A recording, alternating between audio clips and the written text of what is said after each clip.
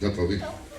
Bom, boa noite a todos. Eu quero agradecer ao convite que me foi feito, a todos os professores que me foram mencionados, o professor Caio, a professora Samantha, o professor Antônio que conheci aqui, até mencionar a professora Edineila, não sei quem é, mas já falei muito com e-mail, com ela, é você, Edineila Tartura. E todo mundo que está aqui presente, vi que tem uma camiseta dos monitores, gostaria de ter uma delas, porque já andei colecionando, certo? E isso é muito bem que organizar um congresso, porque na USP fizemos um congresso de 3 a 6 de outubro, que quase me deixou maluco também, porque tinha uma comissão, mas como sempre, certo, eu que sou chefe de departamento e titular, é o que mais trabalhava. Os outros, que foram todos alunos meus, trabalhavam menos, certo? E teve 6 mesas redondas, certo? E teve que lidar com tudo. Eu me preocupo até com a quantidade de água mineral nas mesas, certo? O professor recém-doutor diz que não, isso é para o baixo clero, né? Eu que sou titular, chefe de departamento, lido com se tem giz, não tem giz, se tem água mineral, se não tem água mineral, se tem cartaz, se não tem cartaz. Saio colando cartaz, professor doutor, não cola cartaz. Porque eu venho do Cordobaço, certo? Justamente, eu tenho experiência militante, certo? E cheguei à academia a partir da experiência militante e não o contrário, certo? Já de época de estudante secundarista, mas não estamos aqui para falar disso, então vou entrar diretamente ao assunto, porque não temos muito tempo e por favor não me façam perder, tem uma banca de livros aí na UFOP, estava na FLOP aí, e a banca foi embora antes de eu terminar de falar, então eu queria uns livros e a banca foi embora, certo? Agora quero esses livros aí, pedi que parcelassem, porque senão não vou ter como pagar, mas por favor não deixem ir na banca, entendeu? Se alguém puder fazer isso, certo? De vigiar o cara, porque já estou vendo que o cara vai embalar tudo, vai embora. Não tinha os preços. Bom, tudo bem. Então, vou falar da Revolução Russa, dizem que é conclusão, então eu vou concluir abrindo, em vez de fechando o tema. Não vou fechar, vou tentar abrir. Porque a história da Revolução Russa é uma questão em aberto. E para entender que é uma questão em aberto, certo, eu quero tentar ver e fazer um balanço. Eu andei em muitos eventos sobre a Revolução Russa nesses tempos, certo? E notei e observei o que estava sendo feito. O simpósio que organizamos na USP foi qualificado em sites internacionais como o maior que foi feito no mundo sobre a Revolução Russa, no terreno acadêmico. Eu fiquei até surpreso de que fosse maior que coisas feitas na Rússia. Na Rússia tinham sido feitas coisas grandes. Eu vi coisas na internet e as coisas da Rússia são muito pequenininhas que foram feitas. Então eu fiquei meio, claro, fiquei um pouco surpreso por isso, orgulhoso também, logicamente, mas também surpreso. E vendo aí, depois o que vi na mídia, etc., vi os enfoques que predominavam na Revolução Russa, que foram dois, basicamente. Um amplamente majoritário, que vocês viram na Rede Globo, de pessoas relativamente ignorantes, falando que a Revolução Russa foi um acontecimento de características demoníacas, certo? Então, pessoas que não sabem por que eles estão falando isso, inclusive pessoas desqualificadas, havia um programa da Globo, que eram pessoas que evidentemente não sabiam praticamente nada sobre o assunto e que ousavam falar sobre um assunto sobre o qual pouco sabiam. Por outro lado, também tivemos um enfoque, não diria sectário, mas diria meio assim, burocrático dogmático, né? Porque onde a Revolução Russa aparece, se reivindica, viva a Revolução Russa, blá blá blá, quando a melhor homenagem que se pode fazer à Revolução Russa, a melhor homenagem que pode ser feita a ela, é entendê-la e abrir o debate. E onde o qualificativo de genial aparece com muita facilidade quando se fala de Lenin, de Trotsky, de Rosa Luxemburgo, falando de mulheres. Então, nesses enfoques, a Revolução Russa, que por um lado é vista como um evento demoníaco, em outros lados, em um enfoque diametralmente oposto, é vista como um acontecimento de características quase sobrenaturais. Certo? Então, praticamente, só aparecem que pessoas, certo? O bolchevismo é apresentado como uma espécie de Messias, que não tem pai nem mãe, certo? Foi parido pelo ventre da mãe Rússia, certo? Sem ter ninguém que o fecundasse o Ocidente, certo? Como o Espírito Santo que fecundou a Virgem Maria, certo? Então apareceu o bolchevismo aí como fora da história, certo? Então eu vou tentar te explicar aqui brevemente quais foram as origens dessa revolução, certo? E a partir das origens pode-se entender o seu percurso e inclusive a influência do impacto internacional que teve. Sobre esse impacto internacional não preciso falar porque todos são, os que estão aqui, quer saibam, quer não, são filhos da Revolução Russa. Porque ele impactou a cultura do século XX de tal modo, certo, que praticamente nós somos todos filhos da Revolução Russa. Eu vou explicar isso nas áreas mais insuspeitas. A influência mais evidente, se vocês são estudantes de história, é que tudo que é modelo da historiografia brasileira, Caio Prado Júnior, Nelson Werneck e Sodré, as principais interpretações que por aí, né, o Perical ganhou agora, que foi meu aluno, né, ganhou Jabuti, um livro sobre Caio Prado justamente, eram comunistas, ou seja, eram pessoas que escreveram sobre o impacto da estatura que o marxismo, como teoria interpretativa, deu à Revolução Russa.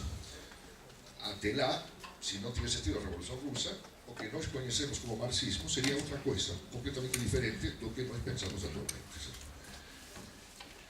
Então, para se entender esse impacto é óbvio, mas é muita mais coisa. O cinema que vocês assistem, tudo que vocês fazem, teatro, enfim, é produto do impacto da Revolução Russa na contemporaneidade. Certo?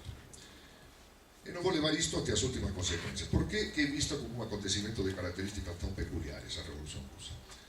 Bom, se lançar uma provocação, porque evidentemente o que coloca a Revolução Russa é como é possível uma revolução na história.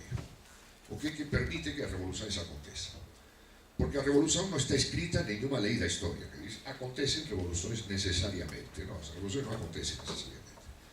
E quando acontecem, elas vão contra tudo o que aparentemente a história acumulou até esse momento. Então, para explicar a Revolução Russa, nós temos que explicar como é que pode acontecer uma revolução que foi ateia, oficialmente ateia, o Estado soviético era ateu, por definição. Não que fosse fusilar os crentes, mas declarava que sua política era o ateísmo, no país mais religioso do planeta, porque a Rússia era o país mais religioso do planeta. Uma revolução operária num país de camponeses, uma revolução socialista e coletivista num país onde a aspiração de 98% da população era ter uma pequena propriedade, que era o que animava os camponeses, a luta, certo? A luta camponesa. Era a grande maioria da população russa. Uma revolução dirigida por intelectuais, ou com os intelectuais na sua direção, tendo um papel hegemônico, digamos assim, um papel fundamental na direção dessa revolução, sendo que se tratava de um país de analfabetos, o país com a maior taxa de analfabetismo do mundo. Uma revolução que, dentre esses intelectuais, uma boa, eu diria até uma maioria, eram judeus. E Rússia era o país mais antissemita do planeta. E, aliás, continua sendo. Ou seja, é uma revolução que parece um paradoxo ambulante. Né? E muitas outras paradoxos que poderiam ser apontados. Certo? Então, parece que a Revolução Russa foi feita contra a história. Certo? Como pode acontecer que todos... Então, quando se fala, por exemplo, aqui no Brasil, certo? A Revolução Brasileira. Olha, a Revolução, o problema da Revolução Brasileira são que, sei lá, qualquer coisa. Como vai fazer uma revolução num país que tem o PCC, que domina as prisões, ou coisas assim desse tipo? Bom, se vocês observarem o que era a estrutura social, e política e cultural da Rússia no século XIX, não havia país que fosse aparentemente mais impossível fazer uma revolução. No entanto, a possibilidade de que a revolução socialista, que era prevista pelos teóricos socialistas desde o século XIX, para acontecer como desdobramento até certo ponto lógico da revolução democrática, certo? Que essa revolução pudesse começar não nos países capitalistas mais adiantados, mas na Rússia, não era uma coisa que se situava contra os prognósticos dos socialistas, porque o primeiro a levantar essa possibilidade foi Karl Marx. Primeiro o fez com relação à Revolução de 1848. No Manifesto Comunista, se vocês leem, Marx fala, os comunistas, na parte final, esperam com especial atenção a revolução onde? Na Alemanha.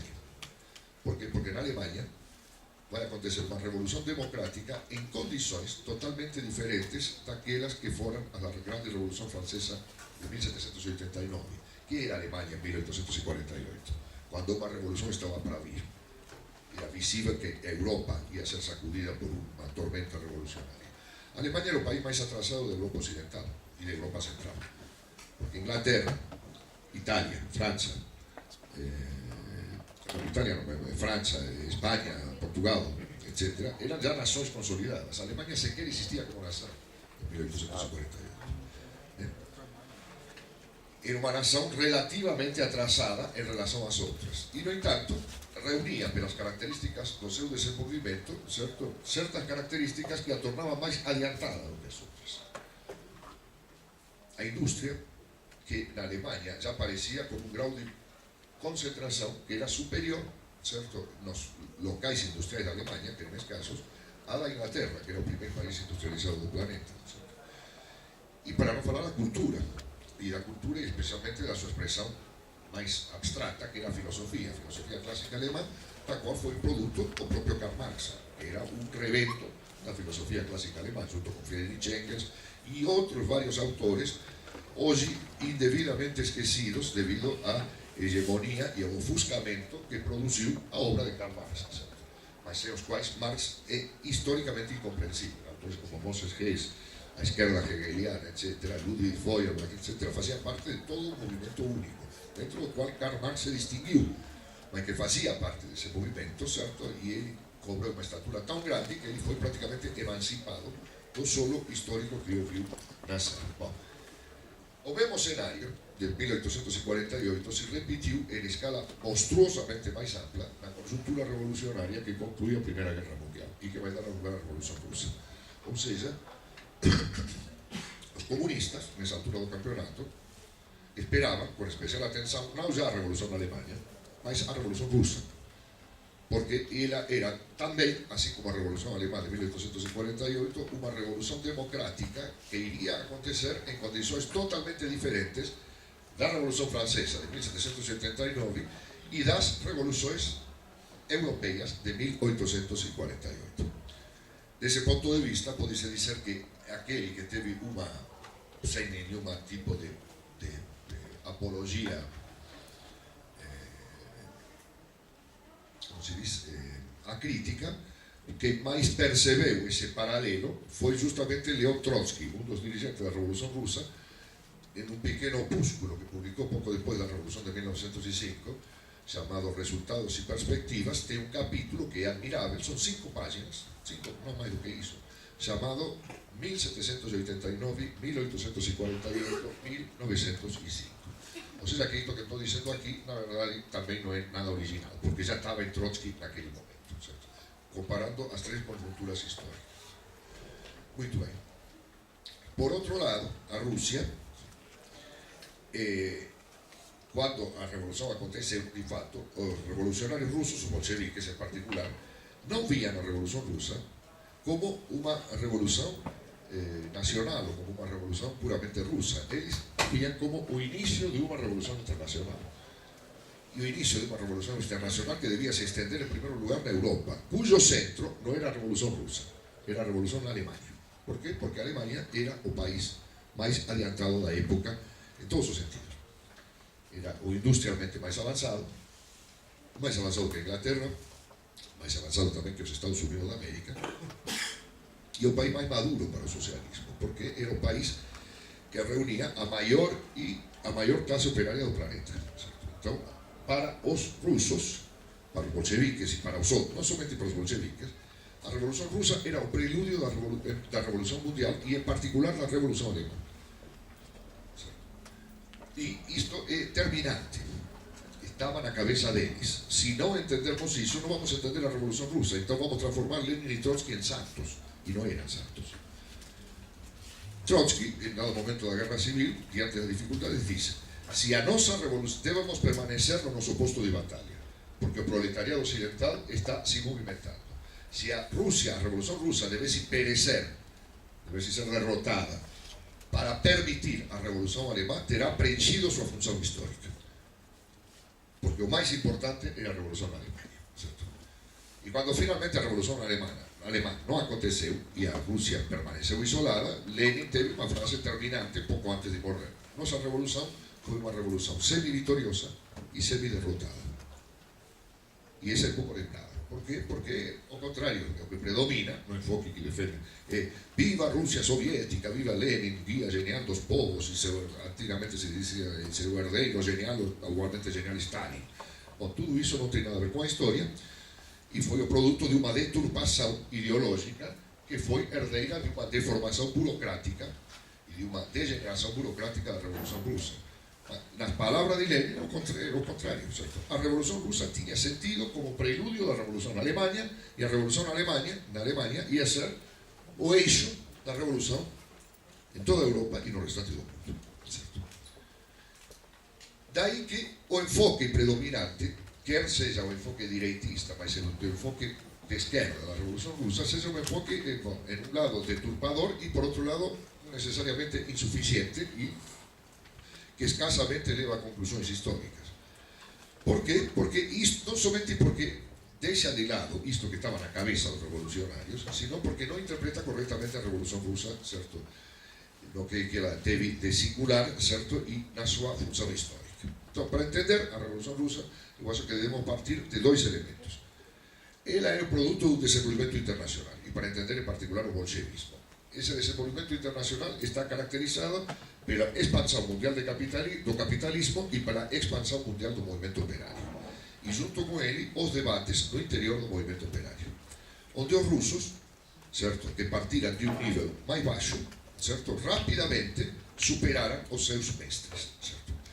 No grande debate que perpassou a Internacional Socialista, que foi o debate sobre o revisionismo, finais do século XIX, os grandes protagonistas quem foram? Os alemães. Os revisionistas eram alemães, Bernstein.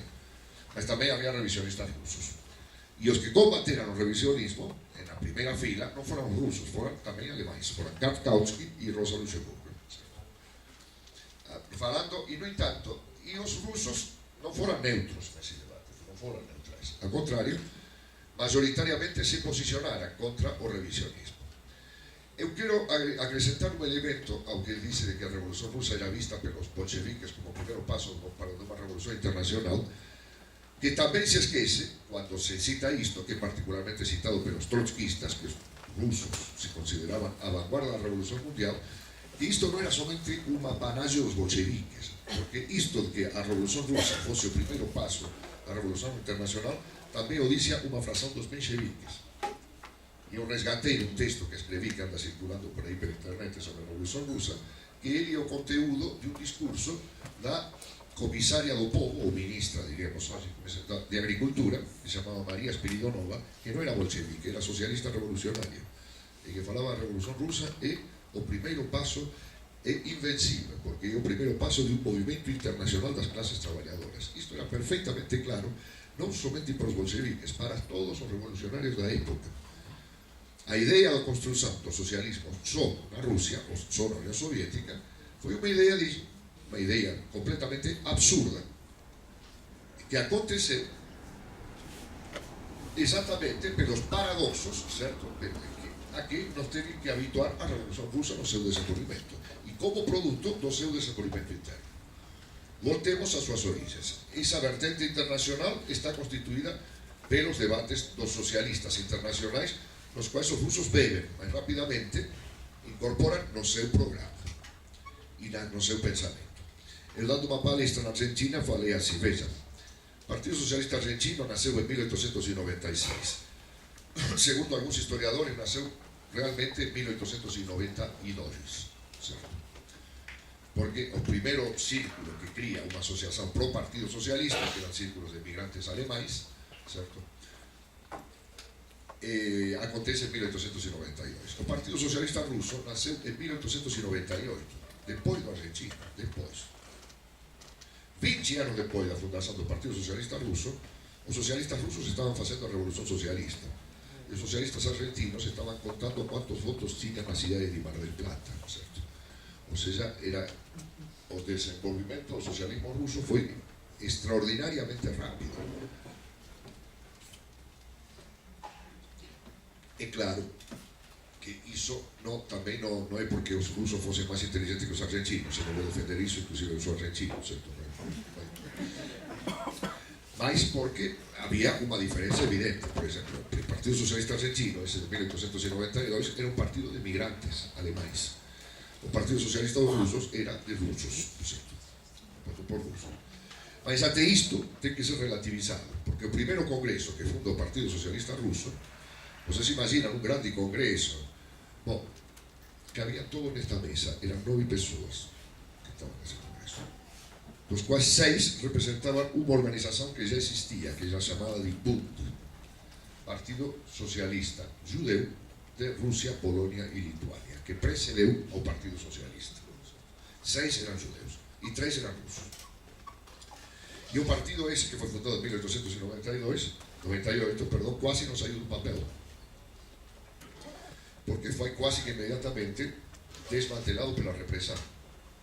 As lideranças que iam surgindo na Rússia foram para o exterior e fizeram o segundo congresso do Partido Socialista, o Partido Social Democrata, em 1903, começando em Bruxelas e terminando em Londres, que foi o congresso famoso onde se produziu a cisão entre bolcheviques e mencheviques, onde se dá todo o desenvolvimento posterior. Mas antes de pensarmos todos estes detalles, dominan tanto a polémica política posterior, bolcheviques contra mencheviques, e depois leninistas contra trotskistas, ou stalinistas contra etc., que fai perder, e que son as árvores que facen perder de vista a floresta. Que eran os socialistas? Eran radicais, extremamente radicais comparados con os alemães. Sí, os socialistas rusos, por exemplo, no seu segundo congreso, definen como objetivo do partido a ditadura do proletariado. Os socialistas alemães non tinham ese punto programático. O defendían como questão ideológica, mas non como programa político. Primeiro, e iso vai ser fundamental no desenvolvimento posterior do socialismo alemão, certo? Isto en primeiro lugar. En segundo lugar, os socialistas rusos eran extremamente radicais, compostos na tradición do pensamento revolucionario ruso. E os socialistas rusos eran tan radicais, non, os socialistas rusos chegan para moderar, son un partido moderado. Por qué? Porque a tradición revolucionaria rusa viña do populismo, o Narodnaya Volia. E que propuña o populismo? Propuña o socialismo directo e sen escalas, a partir da comunidade rural. Inclusive umas líderes socialistas populista, que depois vai ser unha das fundadoras do Partido Socialista, Vera Zasulich, estando na prisão porque era de un tiro no xefe de policía que se chamaba Trepov, certo? Foi presa. Como que non foi morta, tendo dado un tiro, sendo que existía, porque era de origen nobre. Entón, até iso foi que se levaba en conta. Muitos dos socialistas eran de origen nobre, então maneiraran a pena, e depois ela saiu libre. E ele escreveu a Karl Marx, e foi a resposta de Karl Marx, ou seja, pode haber, porque ele era